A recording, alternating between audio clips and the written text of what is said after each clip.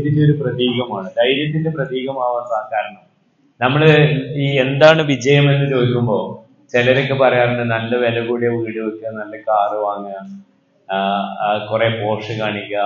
ഇതൊക്കെ ശരിക്കും തെറ്റായ ധാരണയാണ്. ഇതൊക്കെയുള്ള ആളുകൾക്കും സന്തോഷമില്ല എന്നുള്ളത് ഒരു യാഥാർത്ഥ്യമാണ്. വിജയം എന്താണെന്ന് ചോദിച്ചു കഴിഞ്ഞാൽ it is a walking from failure to failure with knowledge of confidence and enthusiasm. പരാജയത്തിൽ നിന്ന് പരാജയത്തിലേക്ക് യാത്ര ചെയ്യുമ്പോൾ നമുക്ക് ഒരിക്കലും നഷ്ടപ്പെടാത്ത ആത്മവിശ്വാസവും സ്ഥിരോത്സാഹവുമാണ് വിജയം. മുനവറ പറഞ്ഞത് നിങ്ങൾ കേട്ടില്ലേ, എനിക്ക് ആരോടും ദേഷ്യമില്ല, പകയില്ല. പക്ഷെ അവൾ തുടങ്ങിയത് എങ്ങനെയാണ്? എനിക്ക് ഒരുപാട് സ്ട്രഗിൾസ് ഉണ്ടായിട്ടുണ്ട്. അപ്പൊ അവളിപ്പോ ആ സ്ട്രഗിൾസിനെ അവള് അതിജീവിച്ചപ്പോ അവളൊരു കാര്യം പഠിച്ചു. ജീവിതത്തിൽ വിജയിക്കണമെങ്കിൽ നമ്മൾ നമ്മുടെ ഉള്ളിൽ നമ്മൾ കാണാതെ വെച്ചിട്ടുള്ള സാധനങ്ങൾ പുറത്തേക്ക് എടുക്കണം. ഈ പുറത്തേക്ക് എടുക്കണമെങ്കിൽ നല്ല അടി കിട്ടണം.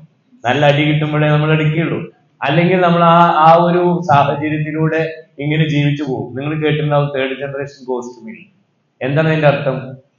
മൂന്നാമത്തെ തലമുറ തെണ്ടുമെന്നാണ് അതിന്റെ അർത്ഥം. എന്താണ് ഈ മൂന്നാമത്തെ തലമുറ തെണ്ടു എന്ന് പറഞ്ഞാൽ അതിന്റെ അർത്ഥം?